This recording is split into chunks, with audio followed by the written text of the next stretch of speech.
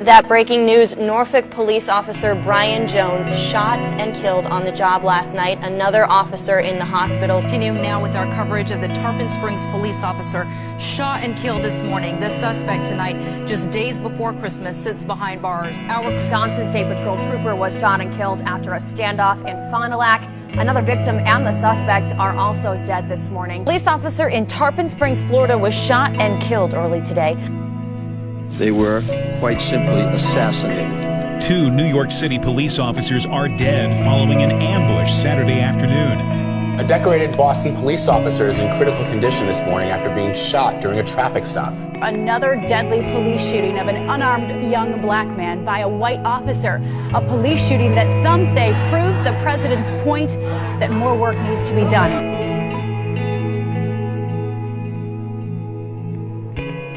Policeman. A policeman is a composite of what all men are, I guess, a mingling of saint and sinner, dust and deity. Called statistics, wave the fan over stinkers, underscore instances of dishonesty and brutality because they are news. What that really means is that they are exceptional, they are unusual, they are not commonplace. Buried under the froth is the fact.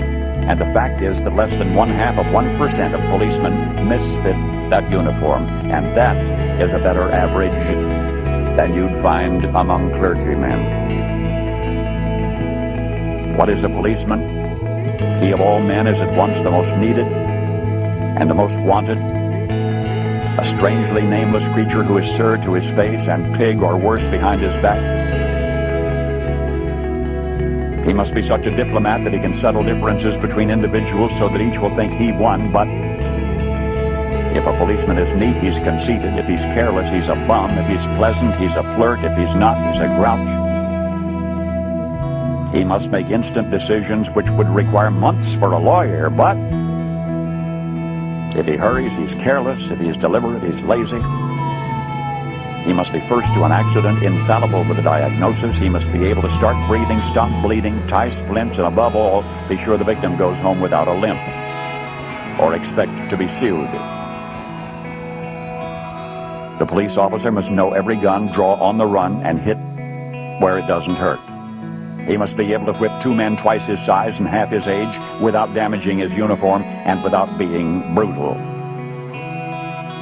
If you hit him, he's a coward. If he hits you, he's a bully. A policeman must know everything and not tell. He must know where all of the sin is and not partake. The policeman from a single human hair must be able to describe the crime, the weapon, the criminal, and tell you where the criminal is hiding, but if he catches the criminal, he's lucky. If he doesn't, he's a dunce.